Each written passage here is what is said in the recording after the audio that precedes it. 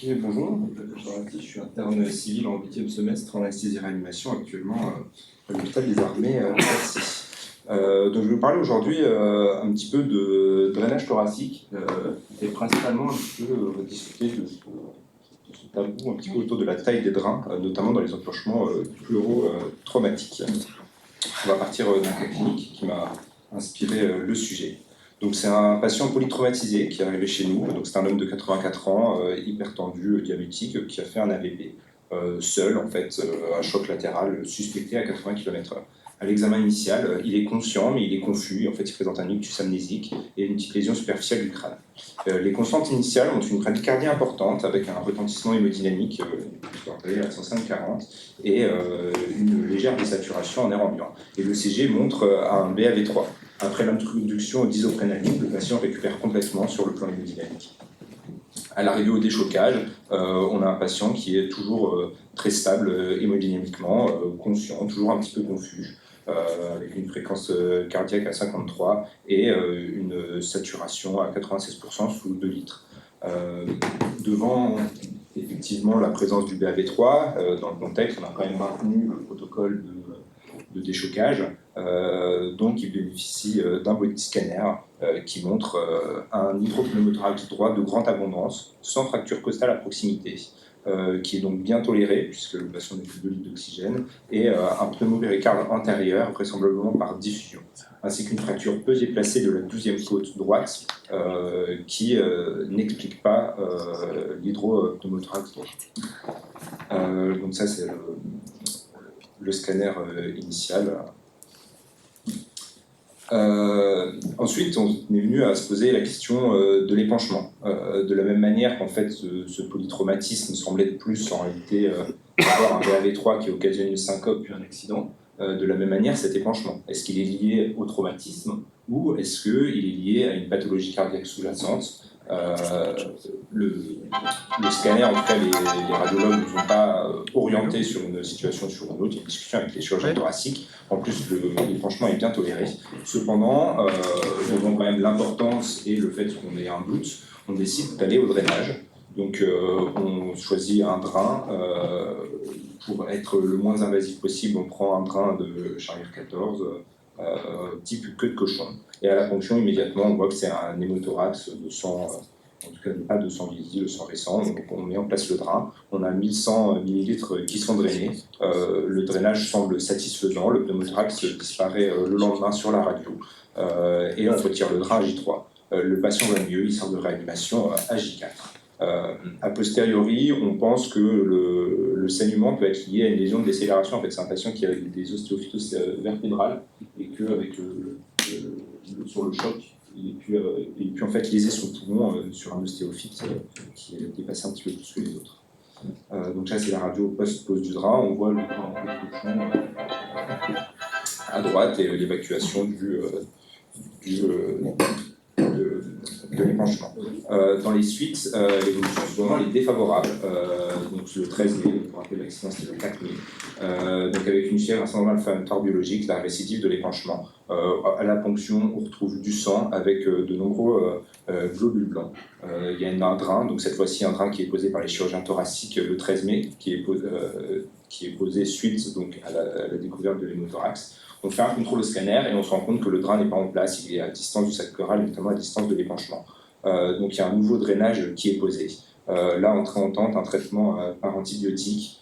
Sur les différentes radios, on voit que le drain n'a quasiment pas bougé, l'épanchement n'a quasiment pas bougé, donc il y a une détresse respiratoire qui survient le 18 mai, avec sur le scanner toujours le même épanchement, qui n'est pas drainable radiologiquement. On va à la thoracoscopie, qui montre que, outre du sang vieilli, il y avait des fausses membranes et une purulence, raison en fait, de l'inefficacité du drainage précédent. Il y a 2 drains pleuraux qui sont laissés en place. Et donc après évacuation et antibiothérapie par amoxicilline, l'évolution est favorable.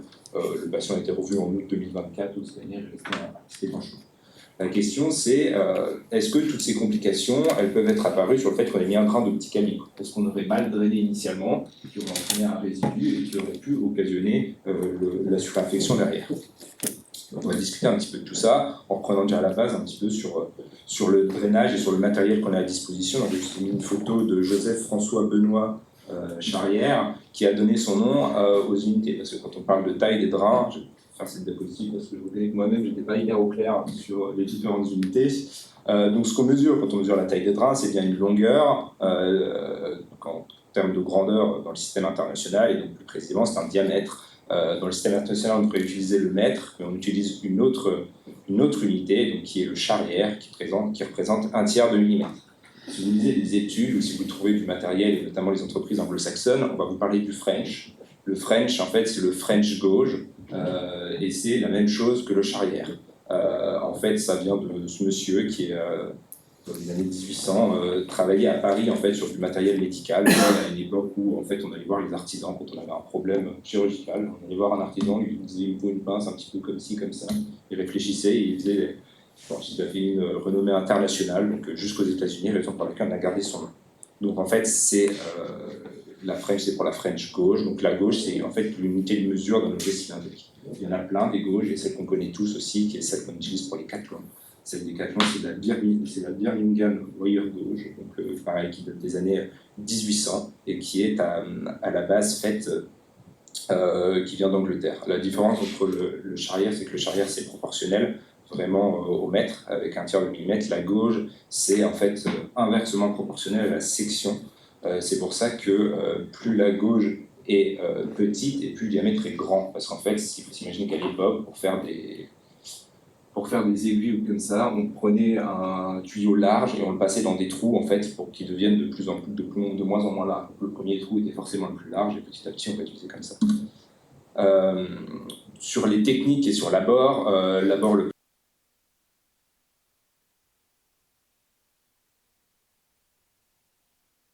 espace intercostal sur la ligne médio-axillaire. Il y a aussi la pose antérieure qui est décrite, donc médio-claviculaire au deuxième espace intercostal, qui va être celle pour les pneumothorax antérieurs. Donc il y a différentes techniques de pose. Donc la technique de Seldinger qu'on connaît tous, qui est celle globalement des voies centrales, où on pose un guide et on dilate. L'avantage, c'est que l'incision est petite, il n'y a pas de dissection à faire entre les muscles et elle est très esthétique. Le désavantage, c'est qu'on ne peut pas orienter son drain comme on voudrait. C'est plus difficile. Il y a une ancienne technique avec trocard, je peux m'attarder. Le principe, c'était on incisait juste la peau, on montait le drain dans un trocard en métal et on passait les muscles et la peau avec ça. C'est plus utilisé parce que c'est très imprécis et il y avait beaucoup trop gros risque de perforation d'organes. Donc maintenant, la technique la plus souvent utilisée pour les drains de télé, la plus importante, c'est la technique chirurgicale. Donc on incise, on dissèque les muscles et on perfore la plèvre avec quelque chose de non contondant, une pince, le doigt, même si c'est de moins en moins recommandé. Et il existe certains trocards, les trocards de type mono, où l'idée c'est toujours que le drain est le seul qui dépasse vraiment la plèvre certaines choses. Si on utilise un trocard, son doigt ou une pince, on dépasse à peine de quelques millimètres la plèvre. L'avantage là, c'est qu'on peut mieux positionner le drap. Le désavantage, c'est qu'on fait des grandes incisions, c'est douloureux, il y a des cicatrices inesthétiques et c'est aussi plus difficile. Voilà. Après, il y a plein de types de drains, donc il y a les drains droits ou en queue de cochon. Il existe d'autres drains qu'utilisent les chirurgiens, mais c'est très anecdotique. Donc de grands ou de petits calibres, il n'y a pas de définition exacte. Certains disent que c'est plus ou moins de 14, qui est la taille des draps en queue de cochon. Il y en a qui montent jusqu'en dessous de 20, qui disent toujours que c'est un petit calibre. Simple ou double voie pour les lavages dans les pneumopathies purulentes. Et ils peuvent être posés aussi à demeure et être tunnelisés dans le cadre du Pleurix. Donc par exemple, c'est des drains qui sont posés quand on ne peut pas talquer, souvent en l'absence de possibilité de talquage dans les pneumothorax récidivants. Et donc là, le système d'aspiration, en fait, c'est des bouteilles préfaites qui sont sous vide. Le système de drainage qu'on a, nous, dans nos cassettes, c'est des systèmes qui a 3 compartiments, où on a le premier compartiment, en fait, qui va recueillir le liquide qu'on draine. Le deuxième compartiment, en fait, il joue comme une valve, c'est-à-dire que l'air qui est aspiré va en fait être piégé puisqu'il ne veut pas revenir en arrière. Et la troisième, en fait, permet de faire un réglage. En fait, en immergeant plus ou moins cette colonne dans l'eau, c'est comme ça qu'on va régler la pression. Et c'est ce qu'on règle sur les cassettes, souvent quand on a moins 20 ou moins 40. C'est pour ça que c'est plus lié en fait, à ce qu'on règle sur la cassette qu'à ce qu'on règle sur le mur. Donc, comment on va choisir notre drainage thoracique ? L'avantage thoracique, le grand avantage des drains, c'est le débit. En fait, ce qui avantage les grands drains, c'est d'abord quelque chose qui est empirique. On estime que, notamment dans le cas de l'hémothorax, en cas d'hémorragie sévère, on peut déjà faire une autotransfusion, donc avec des systèmes de recueil spécifiques. Ça permet d'avoir du sang rapidement disponible, mais ça occasionne aussi des risques de troubles de l'hémostase qu'on va revoir après. Un drain important aussi, avec un débit important, permet de compenser une fuite importante dans les cas de fistules bronchopleurales, alors qu'on voit plus en post-opératoire de chirurgie ou dans les pneumopathies,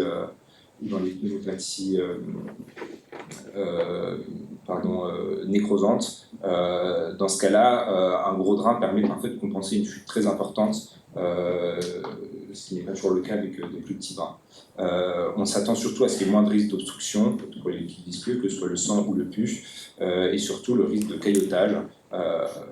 Ce qui rassure encore plus les gens, c'est qu'un drain qui a moins de risque de cailloter, c'est un système de surveillance qu'est le drain, puisque si on a plus de 250 millilitres/heure ou plus de 1500, plus d'un litre 5 à l'évacuation, on peut avoir des indications chirurgicales, mais en tout cas on peut surveiller un renseignement à partir d'un drain.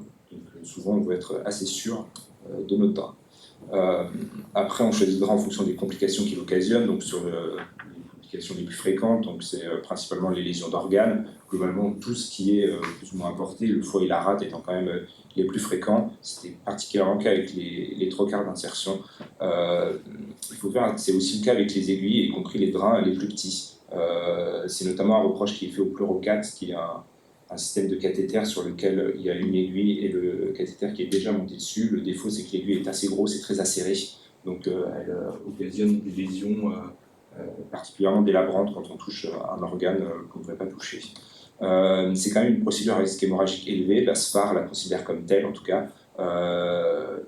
Elle ne fait pas vraiment la différence entre la technique utilisée, mais elle précise qu'en cas de drainage prévu, il faut faire plutôt une fenêtre d'arrêt des anticoagulants et des antiplaquettaires, et qu'en cas d'urgence, par contre, ça reste un geste urgent, il ne faut pas retarder le geste, et la réversion se décide au cas par cas. Il y a un risque de surinfection, raison pour laquelle on utilise des systèmes clos et d'antième, comme dans le cas que je vous ai cité. Il y a un risque aussi, une fois que le drain est en place, de démégue pulmonaire. C'est plus dans les cas des drains anciens, des épanchements qui sont anciens, qui sont marqués notamment par le fait qu'il y ait une douleur quand un épanchement est ancien. Les gens vont avoir souvent mal au moment de la réduction de l'épanchement. Ce qu'on appelle un œdème avec QO, c'est à peu près 0,5% des cas si on traîne plus d'un litre. Et pour la prévention, parce que là, ces types de drains, ces drainages, il faut les faire lentement, puis faire une aspiration douce. Donc il y a les risques d'obstruction du drain. Alors, certains proposent un flushing, donc de rincer les drains tous les jours, mais c'est à risque de surinfection. Donc l'échec sur cloisonnement, qui nécessite donc un drainage chirurgical ou radiologique. Une atteinte nerveuse qui est plus souvent quand même liée au traumatisme. Les patients qui viennent en consultation post-réanimation avec des douleurs neuropathiques, c'est plus souvent lié à leur fracture initiale quand même qu'au drain. Et le cas particulier de la pneumectomie, donc avec le risque d'attraction médiastinale si on aspire trop fort et une piqûre de la veine cave inférieure, qui peut occasionner un arrêt cardio-respiratoire, raison pour laquelle il faut siphonner systématiquement, il faut mettre ses drains systématiquement en siphonnage. Le drain reste quand même utile parce qu'il y a un risque de surpression médiastinale, parce que le comblement de liquidien est plus rapide que la résorption d'air, donc il y a un risque de surpression dans la cavité. Donc la SFAR, qu'est-ce qu'elle nous dit ? Elle nous dit que il y a les recommandations les plus récentes qui parlent de l'épanchement pleural liquidien, mais qui excluent les pleurésies pulmonales, les hémothorax et les épanchements néoplasiques. En tout cas, il suggère de ne pas privilégier la technique de drainage par la technique de sel d'Inger par rapport à une technique chirurgicale pour diminuer la mortalité. Pour eux, il n'y a pas de différence, les deux sont équivalents. Donc utiliser plus petit ne va pas réduire la morbimortalité des patients. Par contre, utiliser une technique de sel d'Inger permet de diminuer la douleur et donc le confort du patient. Ça repose sur peu d'études qui comprennent notamment certains hémothorax, mais dans tous les cas, ce sont des études petites qui montrent systématiquement, qui sont positives sur la douleur, mais avec très peu de morbimortalité de toute manière, donc en fait très peu de différence. En plus, l'effet sur la douleur, là, il parle vraiment de la technique de pose. Elle peut être liée aussi à la taille du drap, parce qu'en fait, la technique de Selberger indirectement implique que les draps sont souvent beaucoup plus petits. Sur la taille du drap, donc dans ces épanchements pleuraux en dehors des pleurésies purulentes et hémothorax et épanchements néoplasiques, on suggère un drain thoracique de petit calibre pour diminuer la douleur, en fait, pour la simple bonne raison que comme il n'y a pas de différence, on va privilégier ce qui est le plus confortable pour le patient. Pour la prise en charge du traumatisé sévère, donc thoracique sévère, donc il y a une recommandation de la SPAR et de la SMU, on retrouve bien ce qui est actuellement toujours en vigueur, donc il propose plutôt de mettre des draps importants pour les hémothorax, donc de 28 à 36 French, et des draps plus petits quand l'épanchement est purement aérique. On retrouve les indications de drainage, donc les hémothorax qui font plus de 500 ml et quand ils sont mal tolérés cliniquement. Il propose donc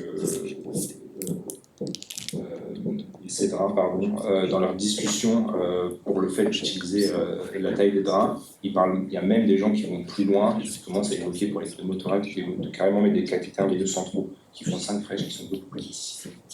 Mais la justification de l'utilisation des hémothorax, elle reste toujours très empirique, à savoir que le risque d'atélectasie est ancienne.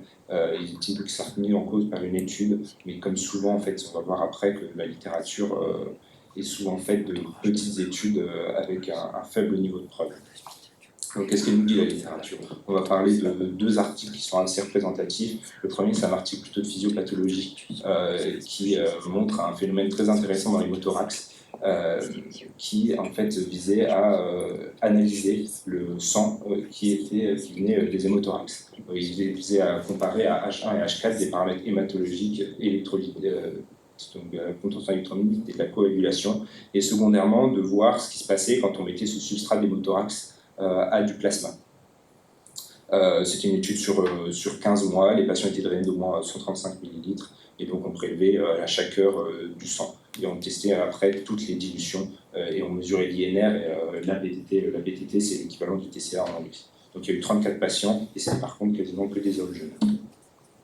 Le résultat, il montre clairement que le sang d'un hémothorax, qu'on le prenne à 1 heure ou à 4 heures, il est incoagulable. On a un INR qui est supérieur à 9 à chaque fois, un TCA qui est supérieur à 180, avec un fibrinogène qui est effondré et des dédimères qui sont très très élevés. Il montre aussi comme autre résultat que globalement il n'y a pas de différence du sang, en fait, que ce soit du sang récolté précocement ou un petit peu plus tardivement dans sa composition. On s'attendrait du coup qu'à ce sang incoagulable, si on le met avec du plasma, on se retrouve avec aussi une baisse de la capacité à la coagulation. En fait, ce qui se passe, c'est que c'est exactement l'inverse. C'est que quand on met ce sang au contact du plasma, le plasma il devient hyper coagulable. En fait, l'hypothèse, c'est que ce qui se passe dans le thorax, c'est qu'il y a une fibrinolyse et qu'en fait, du coup, il n'y a plus de fibrine. Donc, il y a toujours beaucoup de facteurs de la coagulation, mais la fibrine a été complètement détruite. C'est pour ça qu'il y a beaucoup de dédimères. Et donc, quand on ajoute ce sang dans le plasma et qu'on le remet au contact de la fibrine, on a une forte concentration de facteurs de la coagulation qui vont, on va dire, agressivement s'attaquer, utiliser la fibrine. Et donc, en fait, ça s'arrêterait sur un risque de CIDD in vivo. Et on l'observe dès une dilution à 1 césime. Du coup, on utiliserait plutôt ce que disent les différentes études, et notamment une mise au point de la SRLF, c'est qu'on va plutôt privilégier les drains de gros calibre à la phase aiguë, parce qu'il y a un risque de caillotage, il y a un risque de drainage incomplet, il y a un risque de surinfection et il y a un risque d'atélectasie et de fibrose à long terme. Mais surtout, on va avoir un sang qui est on va dire, normal dans sa qualité de coagulation. Par contre, il y a une phase retardée, à J3 après les fractures de côte. On a un suintement qui est plus lent, et à raison de cette fibrinolyse pleurale, on a une absence de caillotage. Donc en fait, il n'y a pas vraiment d'intérêt à mettre un drain qui est plus élevé. En plus, il n'y a pas un débit qui est important. Donc, et en cas de trop de transfusion, il propose de mettre maximum un quart de la masse sanguine du patient pour éviter les troubles de la coagulation. C'est le seuil à partir duquel ils estiment que ça devient significatif. Sachant que si on arrive quand même à plus d'un quart de la masse sanguine d'un patient, les troubles de la coagulation, ça va être dur de savoir s'ils sont attribués au fait que le patient a été retransfusé de son hémothorax, ou aussi parce que tout simplement, ça fait quand même des saignements qui sont massifs. Dans les cas des épanchements gazeux et liquidiens, en fait, ils sont généralement traumatiques, et en fait, on va avoir globalement la même attitude que face à un hémothorax. Il y a pas de... Il y a indication à un drainage, mais pareil, on peut utiliser des drains de petite taille. Certains proposent une orientation un peu entre deux, c'est-à-dire d'aller vers la partie postérieure et vers le haut, qui permettrait à la fois de réduire d'aspirer l'épanchement liquidien et de réduire le pneumothorax, et que la partie antérieure du pneumothorax de toute façon se recollera d'elle-même si elle n'est pas collée immédiatement. Il y a certaines personnes qui proposent à l'inverse un double drainage, un drain de petit calibre, donc en antérieur et par voie antérieure, et un drain de plus gros calibre par voie axillaire. Donc sur un petit peu la partie un peu plus clinique, d'une comparaison directement de la mortalité entre le fait de mettre des petits ou des grands drains. Le problème de la littérature, c'est que c'est souvent un petit peu le même schéma, c'est des petites cohortes de patients dans des hôpitaux où les gens effectivement se font à l'idée qu'on pourrait poser des drains un petit peu plus petits. Donc c'est souvent des études monocentriques qui ont une faible valeur, mais qui concluent souvent tout un petit peu la même chose, à savoir une réduction de la douleur et pas vraiment de différence sur la qualité du drainage ou les complications. Là, je vous ai mis une étude donc, qui est une étude prospective multicentrique qui a été réalisée par une équipe de l'Université du Nebraska qui est très en avance là-dessus et qui essaye de poser un maximum de drains thoraciques petits, même à la phase aiguë de leur polytraumatisé. Ils ont fait ça sur des patients stables atteints d'hémothorax. Ils ont utilisé des drains en queue de cochon 14 French contre des drains à 28 à 32 French. Donc c'était des patients qui étaient randomisés par bloc.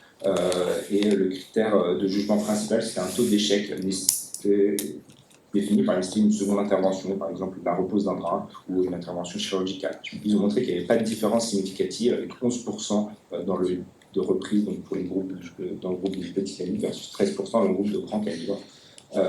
Et les critères secondaires, il y avait donc le débit quotidien, la durée d'hospitalisation, donc soit en soins critiques ou à l'hôpital, et la durée de drainage. Pareil, pas de différence, et donc la seule différence, qu'on trouve un petit peu dans toutes les études, c'est la tolérance. Les petits drains étaient extrêmement bien tolérés, ils avaient mis un score de 1 à 5, et c'est qu'ils toléraient extrêmement bien, tandis que les gros drains étaient moins bien tolérés.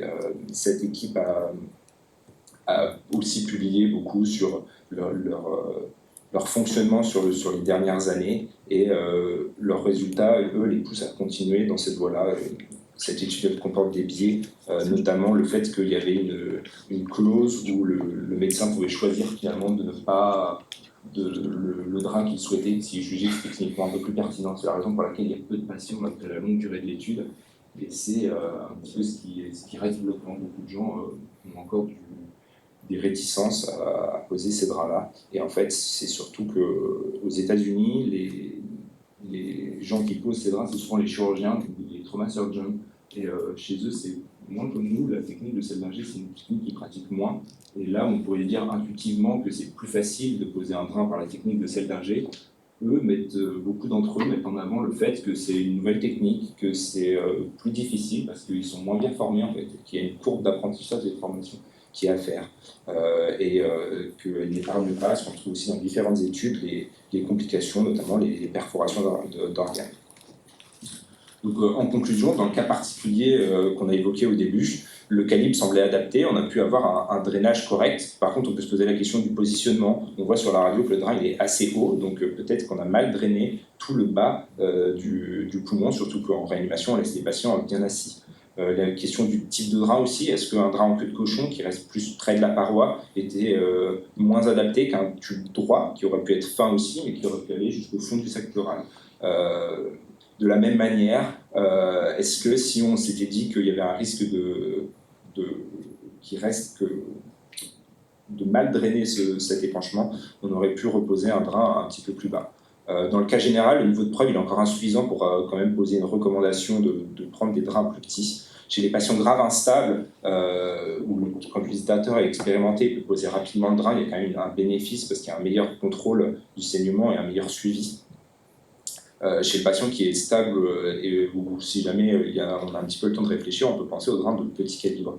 Donc en fait, il n'y a pas vraiment d'erreur à poser un drain de petit calibre si un déclenchement est mal caractérisé, voire même si on est certain que c'est un hémothorax. On peut ouvrir un petit peu la discussion en se disant que qu'est-ce qui détermine vraiment le drainage efficace. On s'est focalisé maintenant sur la taille du drain. On est en train de montrer que peut-être que les petits drains sont pas forcément rédhibitoires, mais est-ce que le design du drain ou la pose le sont un peu plus, et aussi le fait de poser des drains plus petits avec d'autres techniques, ça va aussi poser des questions sur des nouvelles possibilités, peut-être d'autres voies d'abord, l'apport de l'échographie aussi qui est très important, le fait de le faire sous écran de pérage, voir certaines équipes proposer des techniques d'écho-guidage qui permettraient d'être beaucoup plus précis dans ce qu'on fait. Et c'était un petit peu un reproche qui était fait à l'étude précédente, dans une discussion qu'il y avait les chirurgiens, c'était de dire, quitte à vous dire que maintenant il faut poser plus petit en mettant une technique de Seldinger, en fait c'est des patients un peu plus stables, autant partir du principe qu'ils bénéficieraient tous d'une pose par voie radiologique qui réduit considérablement la morbidité par rapport à une pose à l'aveugle comme on voit généralement.